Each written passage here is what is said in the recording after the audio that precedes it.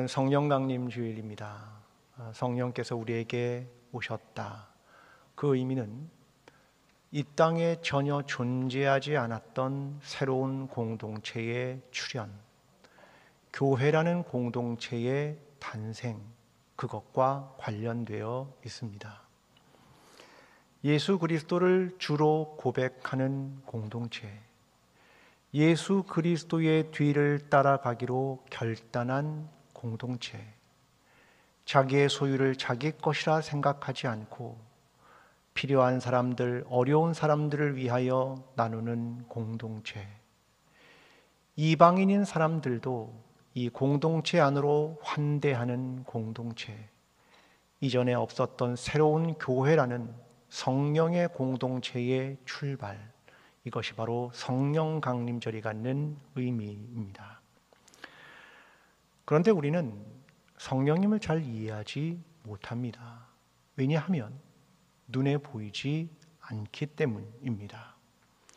그는 영이시기 때문에 우리는 잘 이해하기도 어렵고 잘 확인하기도 어려운 것이 사실입니다.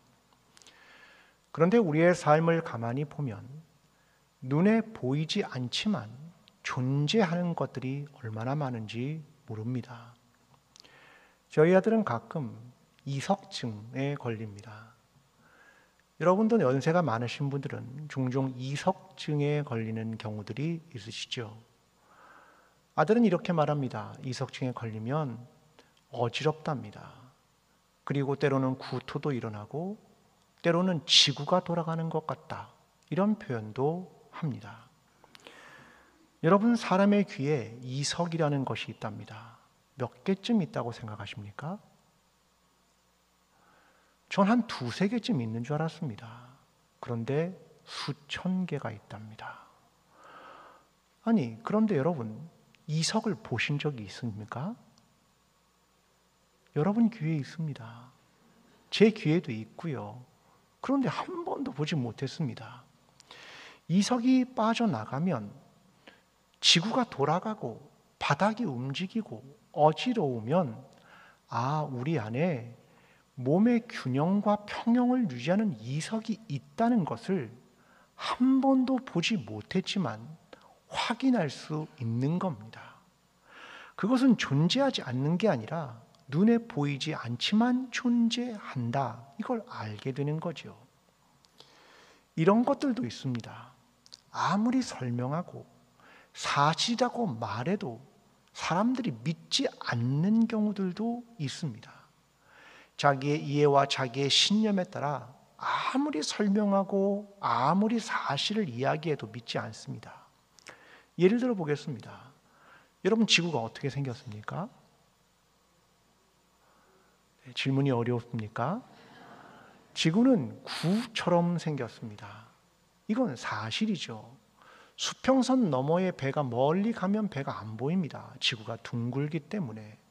심지어는 우주에 나가서 지구를 촬영하면 지구가 구라는 것을 누구나 사실로 알고 있습니다.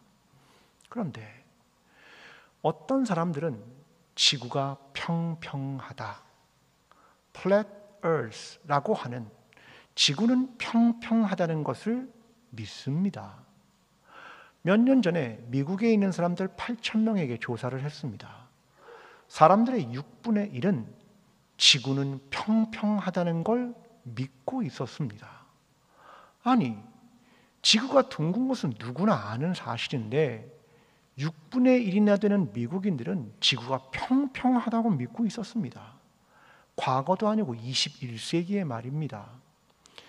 여러분, 이것은 두 가지 이유 때문입니다. 첫째는 반이성주의, 반지성주의 때문입니다. 지성과 이성에 반대한다. 또 하나는 기독교의 근본주의 때문에 그렇습니다.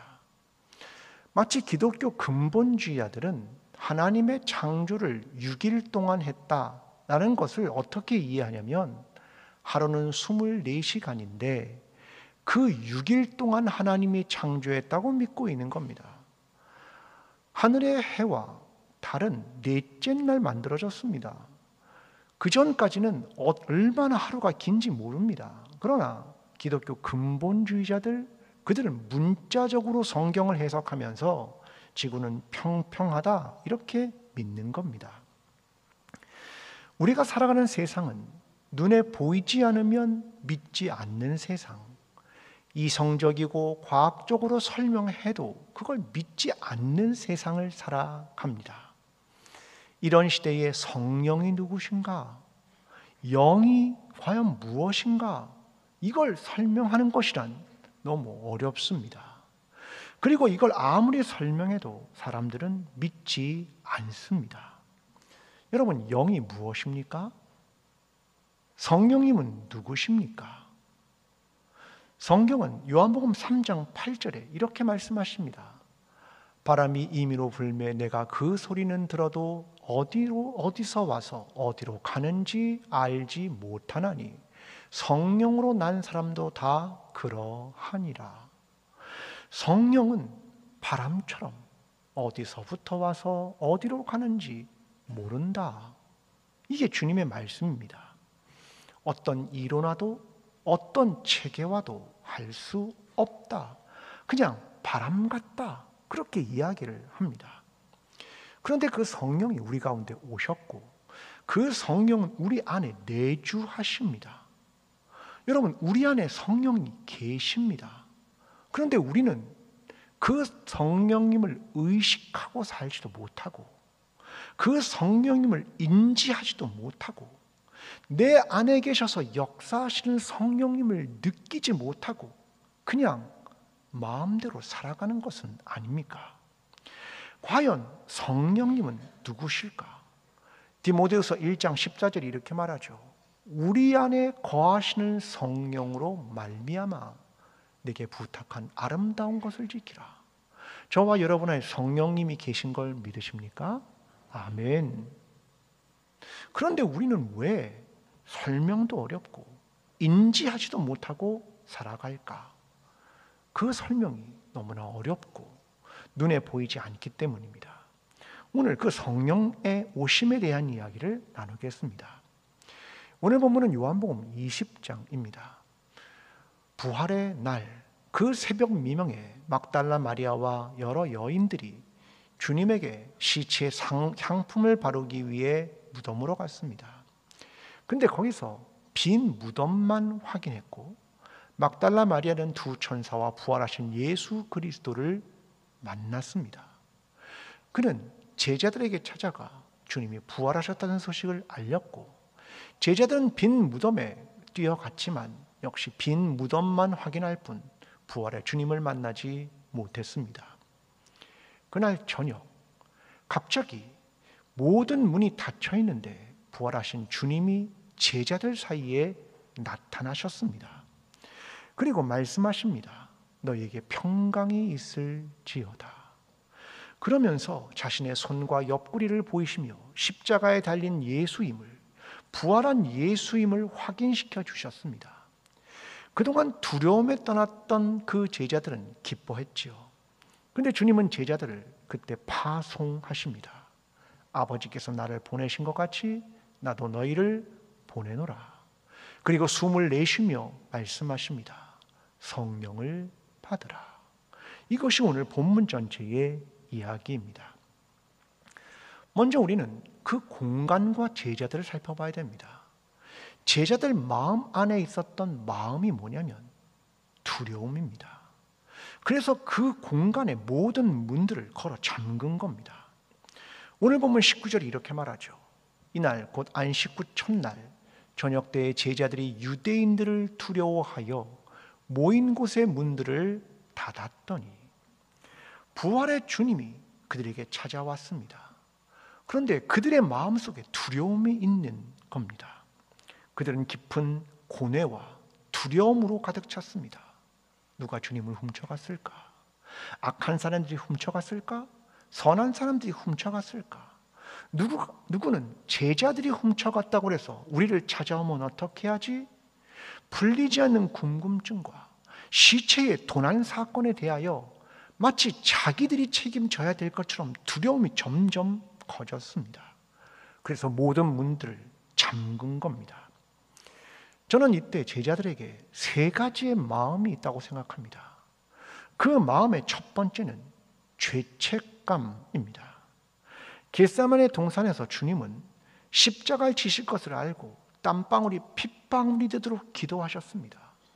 사활을 걸고 기도하셨고 하나님께 정말로 부르짖으며 간절하게 기도하셨습니다. 그런데 제자들은 옆에서 잠을 자고 있었습니다. 마태복음 26장 40절에 주님 말씀하십니다. 너희가 나와 함께 한 시간도 이렇게 깨어 있을 수 없더냐. 너무나 절박한 주님의 기도에 나태한 잠을 자고 있는 제자들. 많은 군대와 대제사장과 바리새인들이 보낸 하인들이 예수를 검과 몽치를 가지고 잡으러 왔습니다. 제자들은 예수님을 막지 못했습니다. 붙잡아 가는 것을 막지 못했습니다. 그때 찾아오는 죄책감, 그것이 제자들의 마음에 있었을 겁니다. 두 번째는 수치심입니다. 주님이 잡히시자 제자들은 뿔뿔이 흩어졌습니다. 마가라는 제자는 옷을 홀딱 벗고 그리고 도망쳤습니다. 베드로요? 그는 가야바 대제사장의 집까지 따라갔지만 거기서 여종과 사람들이 묻는 질문 앞에 이렇게 3번이나 부인합니다. 난 그를 모릅니다. 난 아닙니다. 심지어 저주하고 맹세합니다. 난 그 사람을 알지 못하노라. 예수님을 저주합니다. 마태복음 26장 75절에 이에 베드로가 예수의 말씀에 닭 울기 전에 내가 3번 나를 부인하리라 하심이 생각나서 밖에 나가 심히 통곡하니라. 난 절대로 부인하지 않겠습니다 라고 주님 앞에 이야기했지만 3번 부인하고 맹세하고 심지어 저주합니다. 그때 따라오는 수치심, 이것이 제자들의 마음에 있었을 겁니다. 세 번째는 두려움이죠. 요한복음 20장 19절. 제자들이 유대인들을 두려워하여 모인 곳의 문들을 닫았더니, 제자들의 모인 곳의 공기는 대단히 무겁고 우울하고 두려움에 떨고 있습니다. 내가 잡히면 어떻게 하지? 나도 혹시 십자가형을 받으면 어떻게 하지? 그 불안과 공포와 두려움. 그래서 문을 모두 잠근 겁니다. 여러분, 모든 사람에게는 이 3가지의 마음이 다 존재합니다. 두려움, 수치심, 죄책감. 저에게도 있습니다. 두려움, 수치심, 죄책감. 여러분에게 있으시죠? 두려움, 수치심, 죄책감. 여러분 모두 부정적 감정입니까? 다 버려야 되는 겁니까? 사라져야 하는 겁니까? 그런데 그렇게 마음대로 안 됩니다. 우리 안엔 그 마음들이 존재합니다. 죄책감, 수치심, 두려움. 그런데 아이러니합니다. 제자들에게 지금 죄책감, 수치심, 두려움이 있습니다. 너무나 연약한 그들, 그걸 발견합니다. 그런데 이 부정적이라고 생각했던 3가지의 감정이 긍정적으로 변하고 있습니다. 먼저 죄책감입니다. 성령 강림 이후 베드로는 오순절의 설교를 처음으로 시작합니다. 사도행전 2장 37절. 그들이 이 말을 듣고 설교를 듣는 사람들이 마음에 찔려 베드로와 다른 사도들에게 물어 이르되 형제들아 우리가 어찌할꼬 하거늘. 베드로의 설교를 들은 사람들은 마음이 찔렸고 우리가 어찌할꼬, 죄책감입니다. 우리가 예수를 십자가에 죽였구나, 죄책감입니다. 베드로가 사도행전 2장 38절에 말합니다. 너희가 회개하여 각각 예수 그리스도의 이름으로 세례를 받고 죄 사함을 받으라. 그리하면 성령을 선물로 받으리니. 사람 안에 있는 죄책감을 느꼈을 때 그들은 회개하게 됐고, 죄책감이 있을 때 죄 사함이라는 것이 무엇인지 알게 되었고 성령을 선물로 받게 됩니다. 죄책감이 없었다면 죄 사함이라는 게 필요했겠습니까? 죄책감이 없었다면 회개했겠습니까? 죄책감이 없었다면 성령을 선물로 받았겠습니까? 죄책감은 신앙으로 들어가는 출입문과 같은 것입니다. 죄책감은 하나님 앞에서 나의 위치를 발견하고 내 양심의 문제에 찔리고 하나님과 나만 아는 그 내가 죄인이라고 하는 사실을 관계 안에서 발견하는 것, 그게 죄책감입니다. 이게 신앙에 대단히 중요한 겁니다. 두 번째, 수치심, 부끄러움입니다. 창세기 3장 10절은 이렇게 말하죠. 아담과 하와가 죄를 지었습니다. 이르되 내가 동산에서 하나님의 소리를 듣고 내가 벗었으므로 두려워하여 숨었나이다. 수치심입니다. 내가 죄를 지으니 부끄럽습니다. 내가 벗은 걸 알았습니다. 그래서 숨었습니다. 그게 아담과 하와가 이야기한 겁니다. 수치심입니다. 여러분, 어린 아이들에게 이런 거 가르치죠. 아이 창피해. 그죠? 아이들에게 가르칩니다. 아이 창피해. 이게 뭐냐면 수치심입니다. 몇 살 때 가르치는 줄 압니까?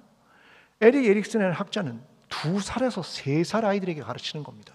수치심을 느낀다. 2살, 3살이면 수치심을 배우는 겁니다. 여러분, 이 수치심이란 타자와의 관계에서 이루어집니다. 타자이신 하나님, 타자인 사람, 그들에 대해서 문제가 있으면 부끄러움을 느끼는 겁니다. 인간이 갖는 아주 기본적 감정입니다. 수치심을 느껴야 도덕적 인간이 되기 때문에 그런 겁니다. 수치심을 느껴야 바른 길로 방향을 전환하게 됩니다. 부끄러움을 느껴야 회복의 가능성이 생기는 겁니다.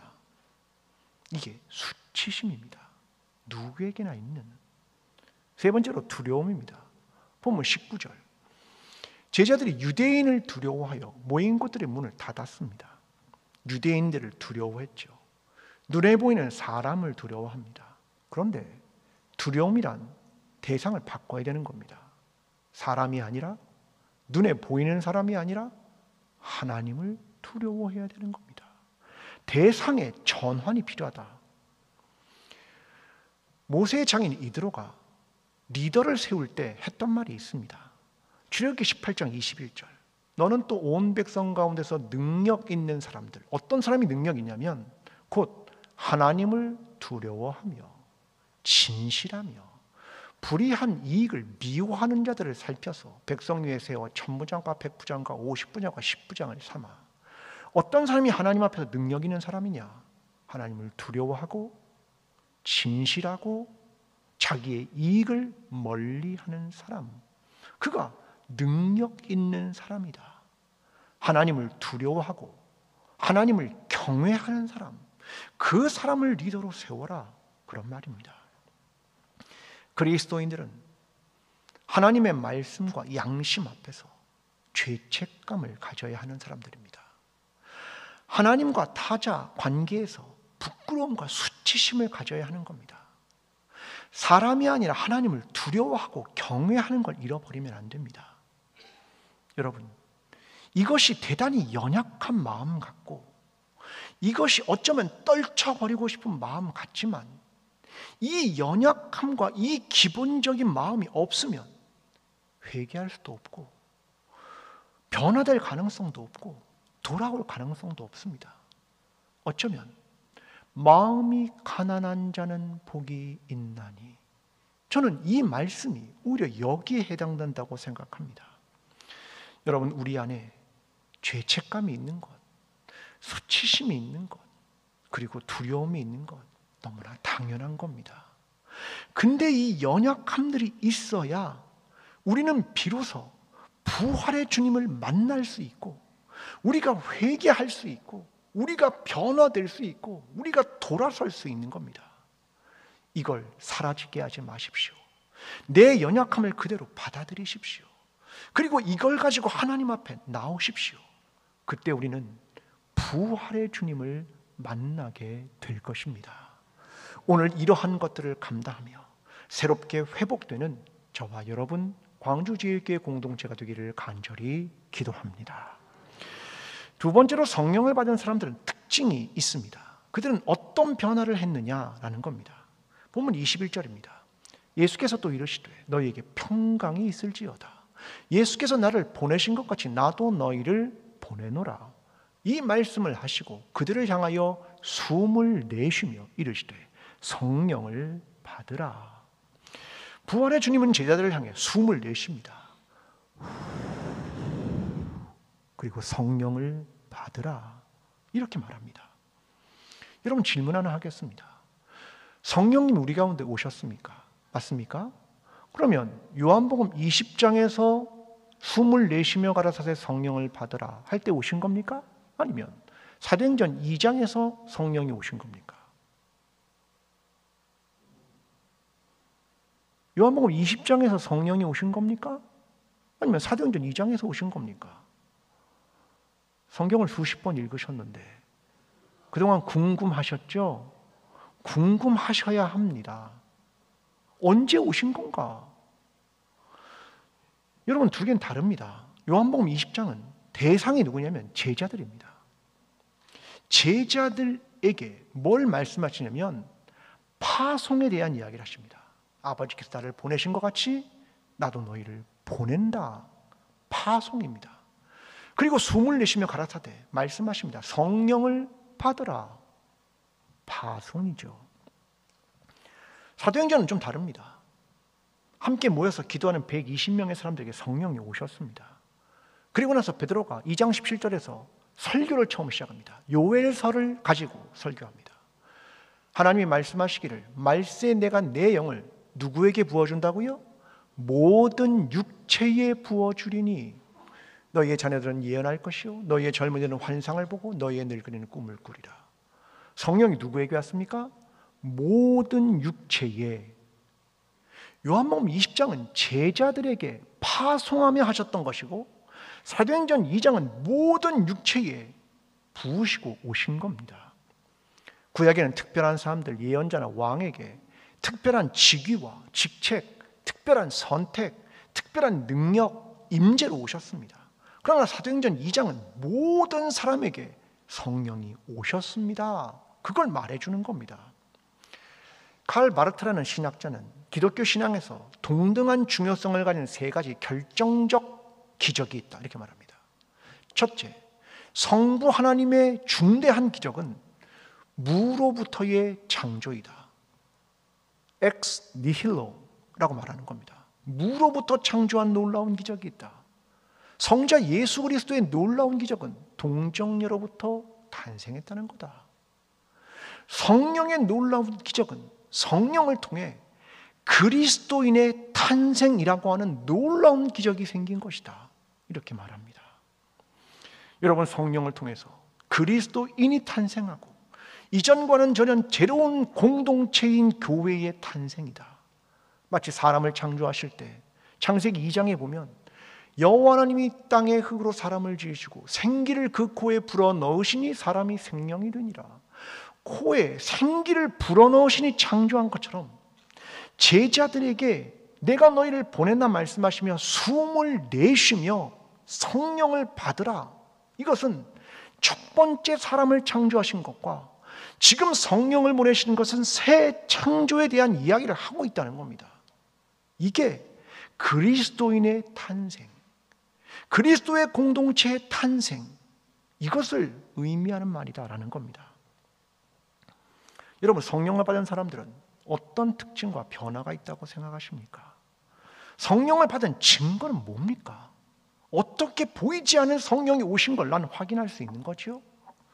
구약은 성령이 임했을 때 세 가지 특징이 나타났습니다. 첫째, 사람을 살린다. 성령을 받은 사람들은 사람을 살린다. 에스겔 30장 14절. 또 내 영을 너희 속에 두어 너희가 살아나게 하고. 성령이 오시면 사람을 살린다. 이게 첫 번째입니다. 두 번째, 성령의 능력입니다. 사사기 14장 6절. 여호와의 영이 삼손에게 강하게 임하니 그가 손에 아무것도 없이 그 사자를 염소 새끼를 찢는 것 같이 찢었으나. 성령이 오시면 능력이 나타납니다. 경건의 모양이 아니라 능력이다. 셋째, 역사적 임무를 감당합니다. 학기 1장 14절. 여호와께서 스알디엘의 아들 유다 총독 스룹바벨의 마음과 아사닥 아들 대제사장 여호수아의 마음과 남은 모든 백성의 마음을 감동시키심에 성령이 임했다는 겁니다. 그들이 와서 만군의 여호와 그들의 하나님의 전 공사를 하였으니, 성령이 왔을 때 역사적 임무, 성전의 건축, 공동체의 회복, 이걸 했다. 구약에 성령이 오시면 세 가지입니다. 사람을 살리고 성령의 능력을, 역사적 임무를 감당했다. 이게 성령을 받았다는 특징입니다. 그럼 신약 성경은요, 사도행전 2장 40절 이렇게 말합니다. 그들이 사도의 가르침을 받아 서로 교제하고 떡을 떼며 오로지 기도하기를 힘쓰니라. 네 가지죠. 사도의 가르침을 받습니다. 성령을 받은 사람은 하나님의 말씀을 배우고 사도의 가르침을 받는다. 두 번째, 서로 교제한다. 세 번째, 떡을 나눈다. 성찬. 네 번째, 기도한다. 이게 특징이라는 겁니다. 그뿐입니까? 2장 44절 45절 많은 사람이 다 함께 있어 모든 물건을 서로 통용하고 또 재산과 소유를 팔아 각 사람의 필요를 따라 나눠주며 자기 소유를 자기 거라고 하지 않고 통용하고 가난하고 어려운 사람들에게 나눈다. 이 6가지가 신약 성경이 보여주는 특징입니다. 구약의 3개, 신약의 6개. 여러분, 이게 있으면 9가지의 증거가 있으면 당신은 성령을 받은 사람입니다. 그걸 보여주는 특징이라는 겁니다. 그리스도인은 성령을 받은 사람입니다. 교회 공동체는 성령의 공동체입니다. 우리는 9가지 특징이 있는 겁니까?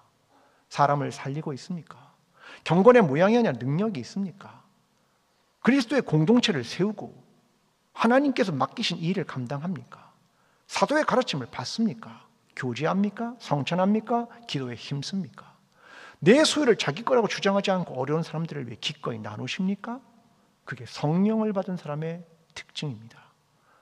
그리스도인 저와 여러분, 성령의 공동체인 광주제일교회가 이러한 성령 받은 사람들의 특징이 드러나고 성령을 받은 사람임을 이 세상 가운데 증명해내며 살아가는 저와 여러분이 되기를 간절히 기도합니다. 이제 성령 강림 이후 중요한 건 뭐냐면 삶입니다. 그 사람들이 어떠한 삶을 살았나, 성령 안에 있는 사람들은 어떠한 삶을 살았나, 그걸 이어갑니다. 갈라디아서 2장 20절 이제 내가 육체 가운데 사는 것은 나를 사랑하사 나를 위하여 자기 자신을 버리신 하나님의 아들을 믿는 믿음 안에서 사는 것이다. 삶의 문제입니다. 성령 받은 사람은 어떻게 살아야 하지? 이겁니다. 그리스도인과 교회는 어떻게 살아야 하지? 이 질문이죠. 그런데 조금 다른 사람들이 보입니다. 갈라디아 3장 1절부터 3절에 이렇게 말합니다. 어리석도다 갈라디아 사람들아, 너희가 이같이 어리석으냐? 성령으로 시작하였다가 이제는 육체로 마치겠느냐? 갈라디아 교회 사람들이 성령을 받았습니다. 성령으로 시작했습니다. 그런데 뭘로 마친다고요? 육체로. 이상한 사람들이 등장합니다. 성령을 시작하면 다 성령으로 끝나는 줄 압니까? 아니요. 육체로 마쳤다. 이런 걸 갈라디아인 주의라고 말합니다. 율법의 행위로 돌아가고 종교적인 행위로 돌아가고 사람들의 눈치를 보고 경건한 척하고 자기를 위한 종교를 만드는 겁니다. 이런 사람들을 갈라디아인주의라고 이야기하는 겁니다. 여러분, 성령을 받은 증거는 간단합니다. 열매로 판단하는 겁니다. 그 사람 말 말고 열매로. 마태복음 7장 20절 이러므로 그들을 열매로 그들을 알리라. 그냥 열매를 보면 그가 누구인지, 성령의 사람인지, 성령의 공동체인지 아는 겁니다.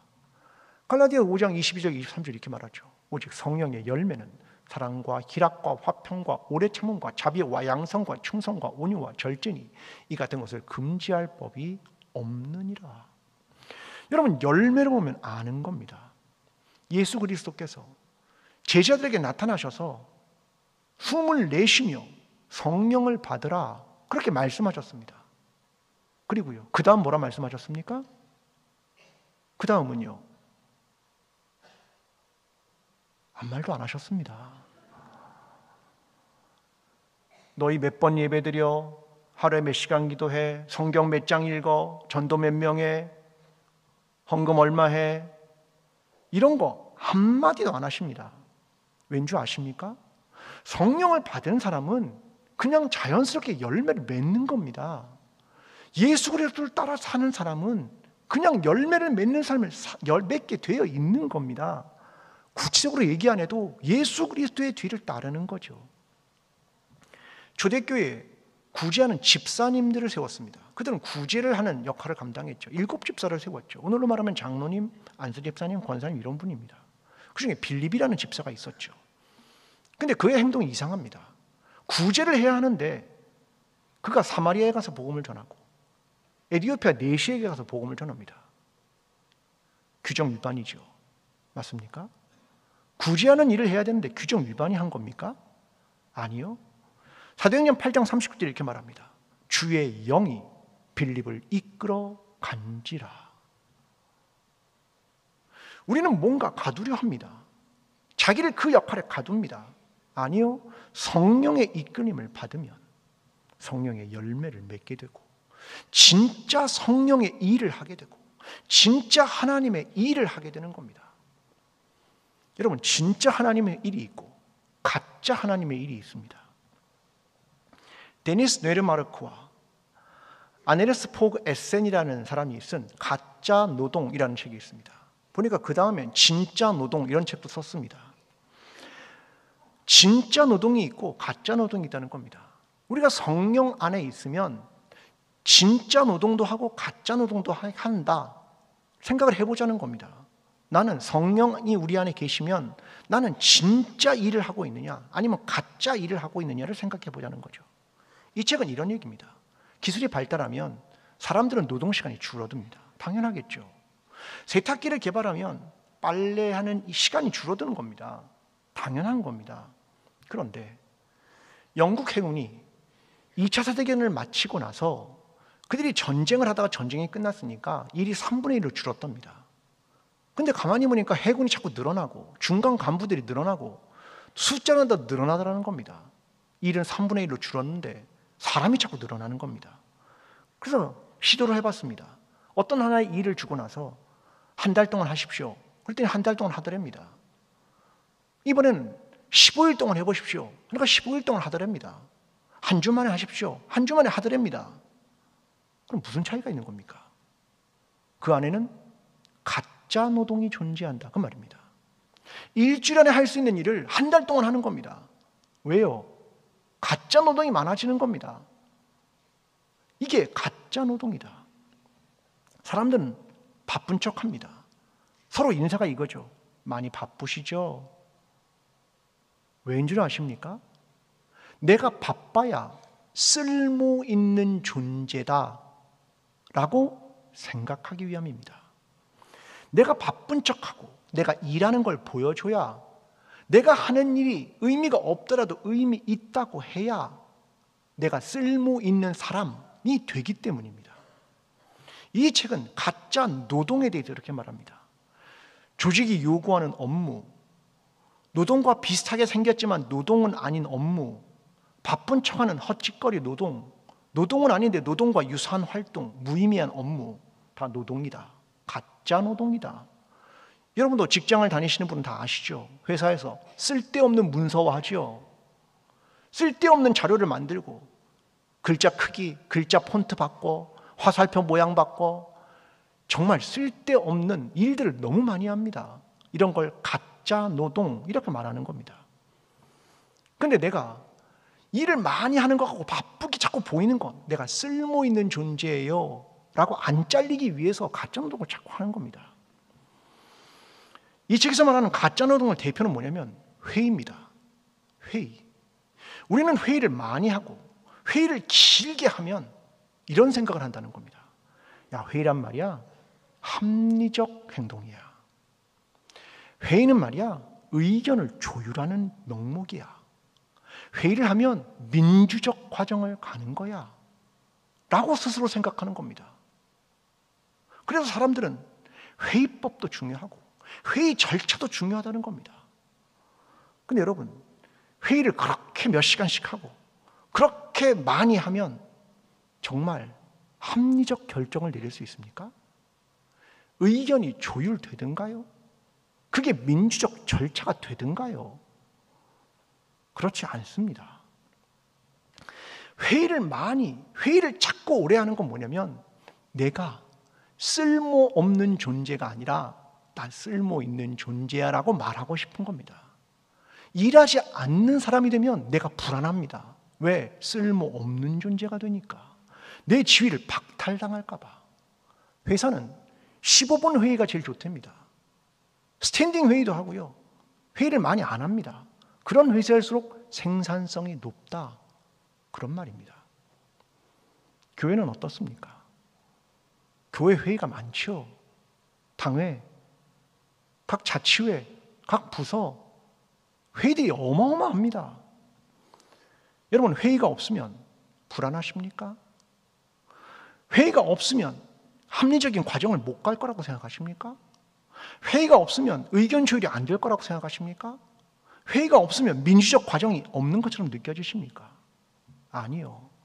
회의가 없으면 내가 쓸모없는 존재 같고 내 지위가 흔들릴까 봐 두려운 겁니다. 그래서 회의를 많이 하고 두려운 겁니다. 여러분, 교회에서도 많지 않습니까? 이런 걸 다 가짜 노동이라고 합니다. 어떤 교회는 당회를 5시간에서 7시간 한답니다. 어마어마합니다. 여러분, 어떤 교회는 밤 12시를 넘어서까지도 당회를 한답니다. 회의록에 문구를 수정하고 회계보고에 숫자 몇 개를 수정하는데 1시간, 2시간을 보냅니다. 한 안건을 4번, 5번 모여서 수많은 시간들을 합니다. 거기에는 회의 절차가 중요하고 회의법이 중요하고 어쩌면 교회의 가짜 노동 아닙니까? 교회는 진짜 노동을 해야 되는 겁니다. 그건 뭐냐면 이 회의를 통해 영혼을 살렸느냐, 어떤 복음을 전했느냐, 어떤 어려운 영혼을 도왔느냐, 신앙 공동체의 성장과 성숙을 위해 우리는 무엇을 논의했느냐, 기도는 정말 열심히 했느냐, 성령의 이끄심을 따른 것이냐. 교회는 회사가 아닙니다. 교회는 사회가 아닙니다. 성령의 공동체, 이 땅에 한 번도 없었던 공동체가 성령의 강림으로 시작한 게 교회라는 공동체입니다. 여러분, 중요한 건 이런 거죠. 우리는 어떻게 하면 성령의 이끄심을 받느냐. 교회에서 회의 너무 많이 하지 마십시오. 너무 많이 보고와 절차하지 마십시오. 여러분, 요한복음 6장 29절 이렇게 말합니다. 예수께서 대답하여 이르시되 하나님께서 보내신 일을 믿는 것이 하나님의 일이니라 하시니. 여러분, 하나님의 일이 뭔지 압니까? 예수 그리스도, 그가 일하심을 믿어라. 너희가 많은 회의와 머리를 싸맨다고 해서 하나님의 일이 이루어지느냐? 아니, 예수 그리스도를 믿어라. 그가 이끄시고, 그가 책임지시고, 그가 우리를 붙드시고, 그가 생명을 살리시고, 그가 우리와 동행하시고, 그가 역사하신 것을 믿어라. 그게 하나님의 일이다. 그렇게 말씀하시는 겁니다. 여러분, 불안해하지 마십시오. 회의가 없다고 죽지 않습니다.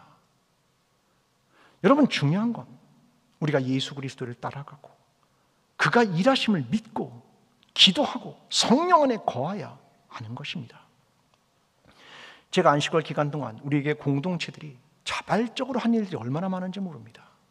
대학 공동체, 청년 공동체와 함께 아브라함 공동체, 바울 공동체, 다윗 공동체가 함께 예배를 드려줬습니다. 힘들어하는 대학 청년들을 위해 함께 성경을 통독하는 모임을 만들었습니다. 자발적으로. 이주민 선교를 위해서 자발적으로 참여하고 도왔습니다. 얼마 전 한 마을로부터 이야기를 들었습니다. 그 마을이요, 매달 한 번씩 요양병원에 가서 그 어르신들에게 복음을 전하고 아픈 분들을 돌보신답니다. 자발적으로. 최근에는 5월 달에는 직접 가서 인형극을 했습니다. 어르신들에게 복음을 전하고 어려운 사람을 도왔습니다. 여러분, 엄청나게 많은 회의를 해서 한 것 같습니까? 몇 시간씩 회의를 해가지고 저거 했다고 생각하십니까? 아니요. 성령이 우리 안에 계시면 그들은 생명을 구하는 일과 어려운 일을 돕는 일과 복음을 전하는 일을 하는 겁니다. 그게 성령을 받은 사람의 특징과 변화입니다. 우리는 성령 공동체입니다. 가짜 노동에서 벗어나서 조직과 체계의 시스템이 아니라 말씀으로 훈련되고 기도하는 사람들, 성령의 이끌림을 받고 성령의 열매를 맺는 사람들이 되어야 한다는 겁니다. 종교개혁에 중요한 구호가 하나 있습니다. 아드 폰테스, 근원으로 돌아가라. 종교개혁의 중요한 구호입니다. 우리가 돌아가야 할 것은 뭐냐면 이 사회가 만든 시스템과 조직에 따라가는 게 아니라 예수 그리스도의 길을 따라가는 거고, 성령이 우리를 이끄심에 따라가는 거고, 그래서 영혼을 구하고 복음을 전하고 어려운 사람들을 돕고 성령의 열매를 맺어가는 것이 그리스도인과 성령 공동체인 교회라고 하는 겁니다. 교회는 이 땅에 없던 전혀 새로운 공동체입니다. 사랑하는 성도 여러분, 주님이 성령을 보내셨습니다. 성령이 우리 안에, 우리가 성령 안에 있습니다. 성령을 따라 성령의 능력으로 성령의 열매를 맺으며 살아가는 저와 여러분, 광주 제1교회 공동체가 되기를 간절히 축원합니다.